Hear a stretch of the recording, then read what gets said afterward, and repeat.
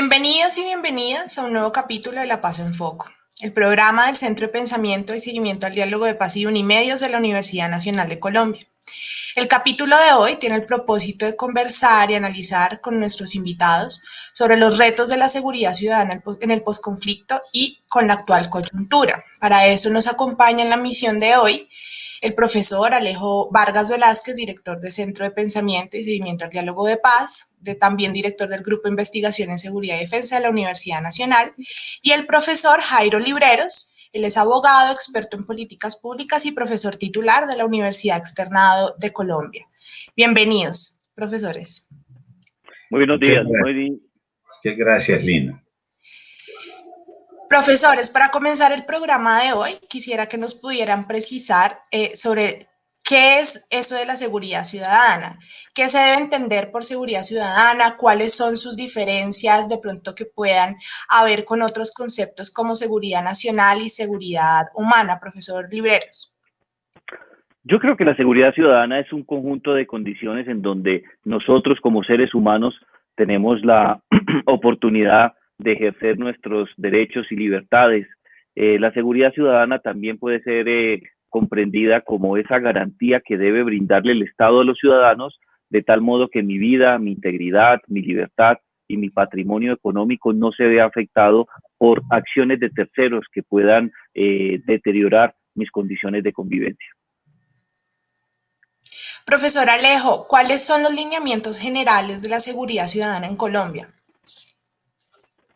Bueno, yo quisiera complementar primero lo dicho por el profesor Libreros, en el sentido en que hay que diferenciar en Colombia lo que es defensa y seguridad nacional, que se supone esa es una tarea que corresponde a las fuerzas militares, que es la defensa de las instituciones del Estado frente a eventuales amenazas externas.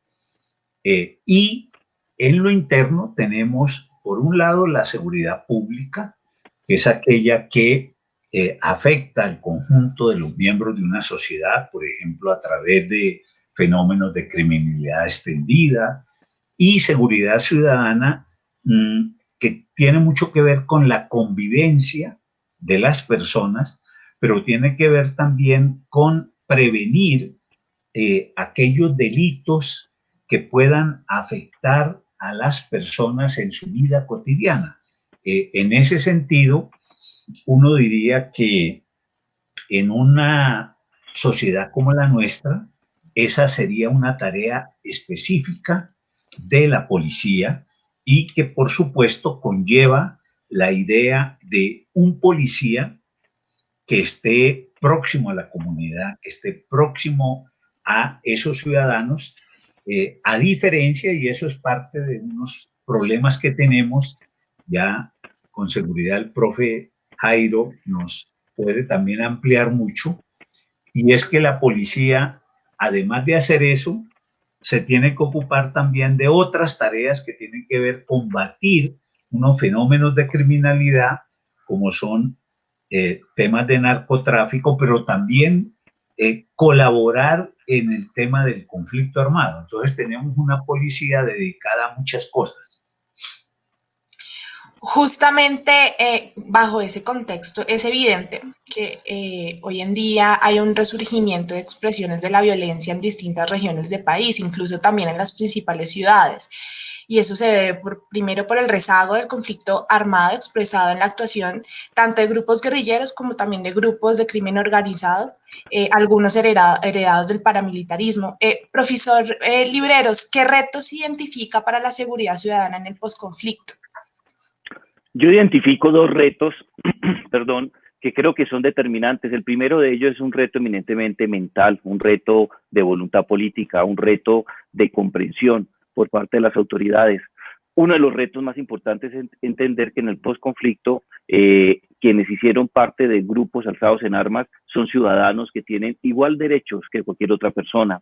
Y desde ese punto de vista se requiere que los tomadores de decisiones de política pública formulen estrategias que permitan garantizar no solamente el cumplimiento del acuerdo de paz, sino especialmente la vida y la integridad de esos excombatientes. Pero también requiere un cambio de mentalidad. No creo que podamos seguir con ideas relacionadas que la protesta pacífica es sinónimo o es un equivalente de actos vandálicos. Se requiere en primer lugar un cambio mental. Tenemos que ser conscientes que estamos en una nueva época y si queremos garantizar el porvenir y de manera particular la implementación del acuerdo del Teatro Colón, tenemos que cambiar de mentalidad las autoridades y el resto de los ciudadanos. Pero hay un segundo reto que yo creo que es muy importante y gira en torno sobre cuáles son los contenidos que deben tener las políticas públicas locales de seguridad ciudadana.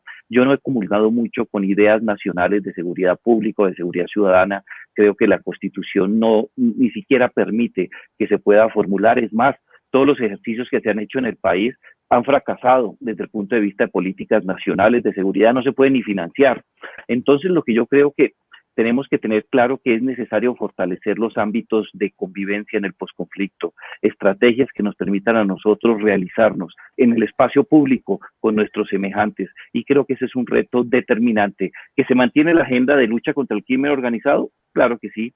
Que se mantiene la agenda de la violencia intrafamiliar, de la perspectiva de género, de garantizar la seguridad de niños, niñas y adolescentes, se mantiene. Pero eso hace parte de un trabajo que hemos adelantado en los últimos años. Lo que requerimos, por lo menos en mi opinión, en posconflicto es una apertura mental y entender que uno de los bienes fundamentales es la convivencia en el espacio público.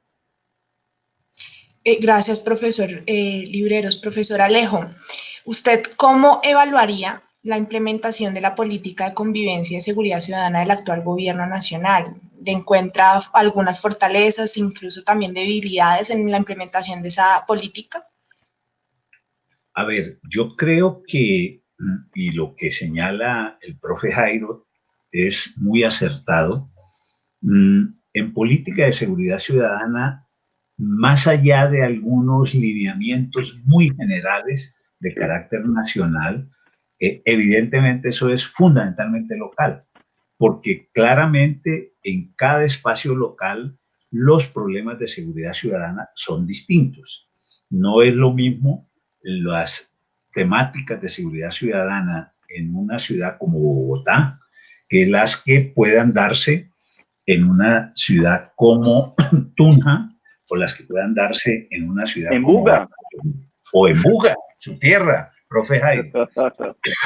Entonces, lo local es determinante. Por eso es fundamental que se definan políticas de carácter local donde estén claros cuáles son los riesgos que tiene la convivencia ciudadana, cuáles son, digamos, las posibilidades de factores que puedan influir, puedan afectar la vida en comunidad a las personas en su cotidianidad.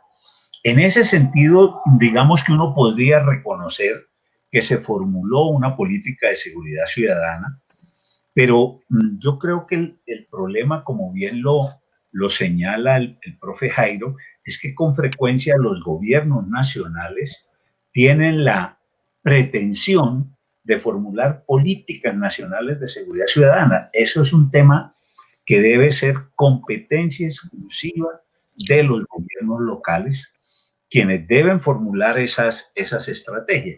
Yo creo que en el caso de Bogotá tenemos una persona que conoce estos temas. Hoy día al frente de la Secretaría y la propia alcaldesa también es una persona que en el pasado estudió mucho de estos temas, trabajó. Y en la pasada administración igualmente hubo un equipo en seguridad ciudadana que se le dio, digamos, un énfasis. El problema para mí no tiene que ver incluso nada con eso, tiene que ver a veces con otros aspectos. Tiene que ver con que no hay continuidades, con que no es clara las líneas de mando, y ese es un tema que para mí incide mucho en que la Constitución en ese campo quedó con fallas. Ese es un tema que hay que ver cómo se se remedia, cómo se corrige, porque yo me pongo en el pellejo de un comandante de policía que tiene, por un lado, que obedecerle a su jefe en la estructura jerárquica, pero por el otro, la Constitución le dice, el alcalde es su jefe. Y entonces él, en situaciones, no sabe muy bien qué priorizar. Entonces, digamos, porque yo creo que está bastante claro que hay una serie de delitos que, insisto, son diferentes en las ciudades, a los cuales la policía tiene que destinar grupos especiales para combatirlos, para prevenirlos. Y está la convivencia de la seguridad ciudadana, incluido, como bien lo mencionó el profe Jairo, la valoración de la protesta social, que aquí, por toda la herencia del pasado, siempre se tendió a ver eso simplemente como una expresión casi que del conflicto armado y no como una expresión ciudadana normal que hay que aprender a manejarla, y que ahí yo creo es donde hay hoy día mucha deficiencia, que más allá del esfuerzo que yo reconozco que seguramente ha hecho policía, tiene todavía mucho que andar para aprender a manejar la protesta ciudadana. Gracias, profesor Alejo. A raíz de la indignación de la sociedad colombiana con el tratamiento policial, específicamente con el caso de Javier Ordóñez como detonador, justamente en referente a lo que usted decía ahorita, a nivel nacional se han generado una serie de protestas y de movilizaciones sociales, pero al mismo tiempo se han generado actos de violencia contra la fuerza pública, contra el sector económico comercial, contra la misma ciudadanía.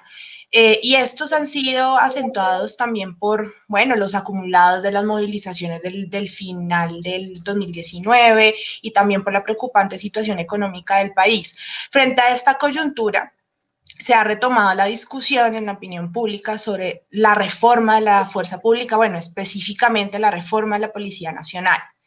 Profesor Libreros, ¿cuáles son los puntos claves que deberían considerarse para el planteamiento de una reforma de la Policía Nacional?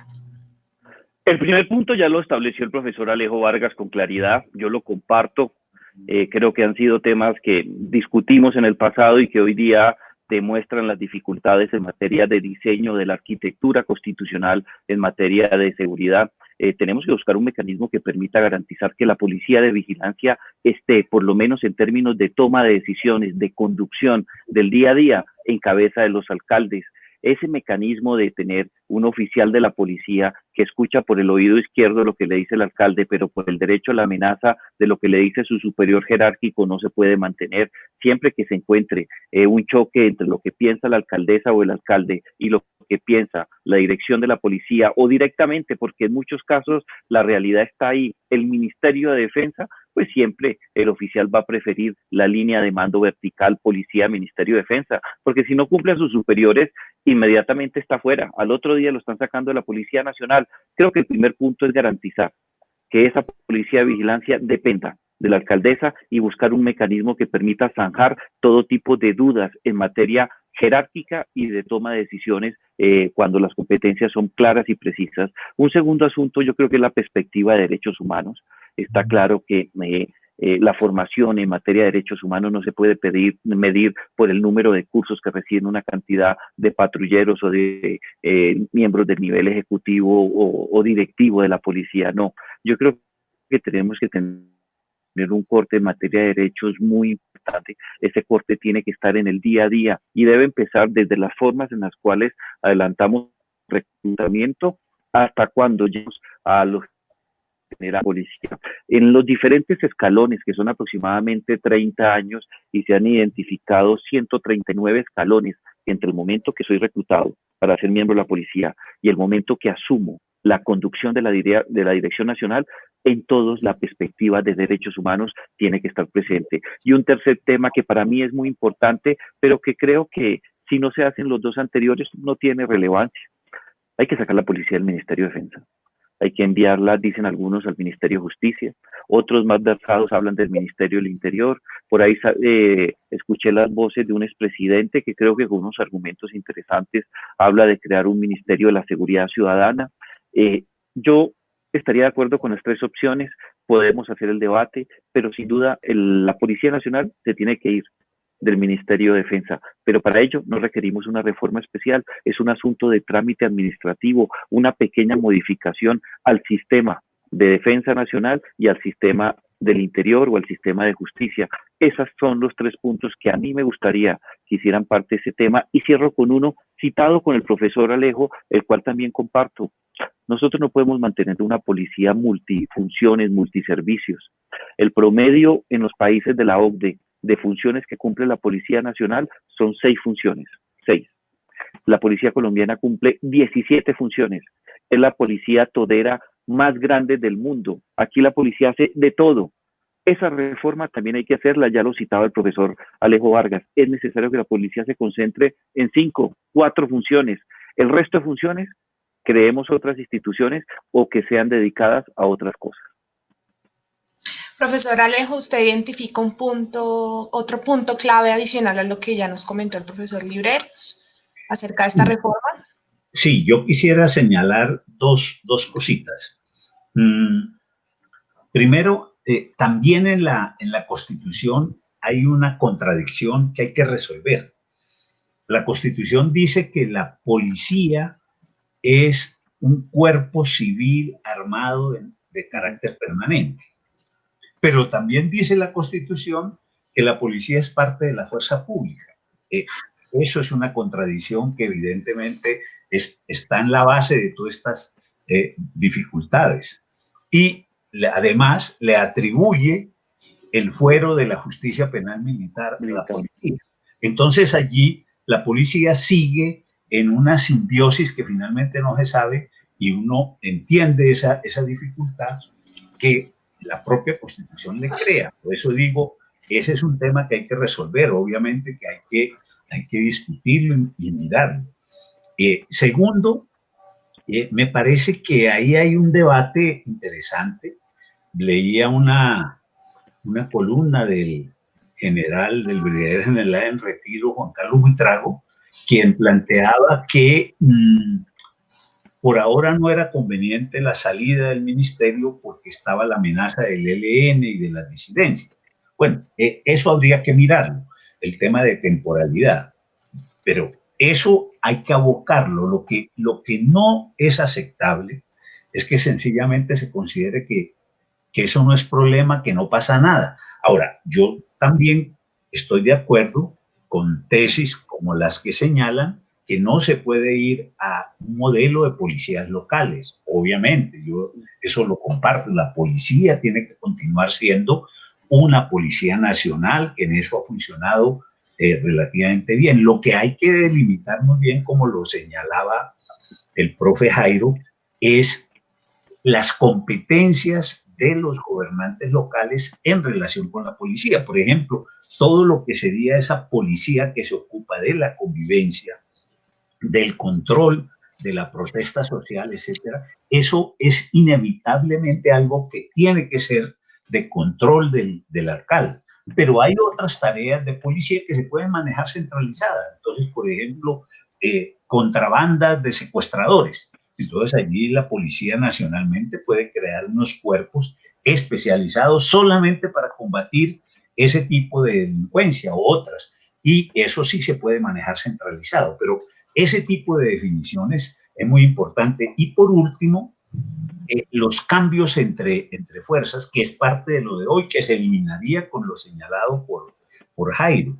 Porque si un policía lo tienen en contrainsurgencia y lleva 2 años en el monte combatiendo a grupos guerrilleros o a grupos de narco, y él pide el traslado y lo trasladan a una ciudad a que trabaje en seguridad ciudadana, pues obviamente él tiene un choque muy complicado, porque él viene desde el punto de vista doctrinario de un tipo de enfrentamiento y pasa a otro donde no es el enfrentamiento, sino el ciudadano es alguien al quien hay que proteger, con el que hay que tener una relación. Entonces, ese tipo de elementos hay que resolverlos, porque eso es también parte de muchos de estos problemas. Profesor Jairo, ¿cómo se podría armonizar la garantía de los derechos humanos por parte de la policía hacia la ciudadanía, sin quitar su capacidad disuasiva hacia la delincuencia. ¿Cómo armonizarlo? Yo creo que el primer punto de armonización, o por lo menos que permita un trabajo mucho más apegado a los estándares internacionales, es el cumplimiento de la ley. Nosotros tenemos conceptos muy importantes en la Constitución y en la jurisprudencia, pero creo que siempre encontramos la forma para incumplir la implementación de estándares que nos permitan regularizar el uso de la fuerza. Yo creo que la fuerza es una de las características de los estados modernos, se mantiene en los temas de seguridad, pero la policía de una u otra manera o las fuerzas militares a veces creo que no cumplen y no acatan límites del principio de proporcionalidad, por citarle un ejemplo, en donde se establece con mucha claridad que el uso de las armas de fuego es la última instancia. Siempre es lo último que vamos a utilizar, especialmente si está en riesgo la vida de un uniformado o de un miembro de la sociedad. Yo creo que si cumpliéramos con cosas tan sencillas como respetar el principio de proporcionalidad, yo creo que el uso de la fuerza no está en contra de la ciudadanía y sí genera un mensaje muy importante disuasivo, no solamente por la presencia del uniformado, también puede ser por la presencia armada del uniformado o los patrullajes armados de la policía. Y yo creo que si respetáramos los principios de la seguridad, las cosas serían diferentes. Gracias. Profesores, una última reflexión sobre este tema. Quisiera escucharles. Muy claro, por favor, ¿cuál es el mecanismo para hacer esta reforma y la necesidad o la importancia que ustedes le encuentran a estos cambios en la Policía Nacional? Profesor Alejo. Bueno, yo diría que lo primero es que haya voluntad política de hacerla, porque obviamente lo que en Colombia hemos tenido es el recurso a las comisionitis para no hacerlo. Desafortunadamente, la mejor manera para no resolver un tema, como lo dijo alguien en el pasado, es nombrar un comité o nombrar una comisión. Entonces, que haya voluntad política de hacerlo, los procedimientos están claros. Y segundo, yo insisto mucho en eso, que se puedan separar, si se quiere, para facilitar unos temas que son fáciles, por así decirlo, de corto plazo, de resolver, y otros que son un poco más complicados porque implican cambios constitucionales. Todos sabemos que un cambio constitucional lleva por lo menos 2 años, y entonces separar esas dos dimensiones. Pero si hay voluntad política, yo creo que se pueden dar respuestas de corto plazo a lo urgente y avanzar en lo otro, en lo estructural, que también es fundamental. Profesor Libreros. Yo estoy de acuerdo con las dos iniciativas que promueve el profesor Alejo Vargas, por eso solamente voy a agregar una tercera. La reforma tiene que ser en términos deliberativos, no puede ser impuesta por terceras autoridades, por personas que crean que saben mucho. No, yo creo que tiene que haber una apertura, un pensamiento pluralista a las mesas de negociación, a las formas o mecanismos que establezcamos para reformarlo, ya lo habló el profesor Alejo Vargas.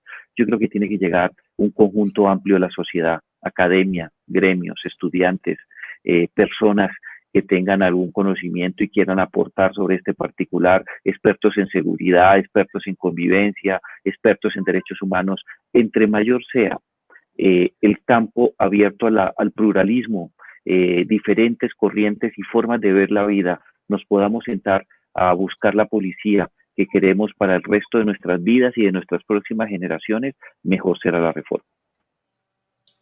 Profesores, pues muchísimas gracias de verdad por su tiempo, por sus aportes sobre este tema que ahorita mismo es supremamente importante en el país. A nuestra audiencia, los esperamos en un próximo capítulo de La Paz en Foco. Muchas gracias.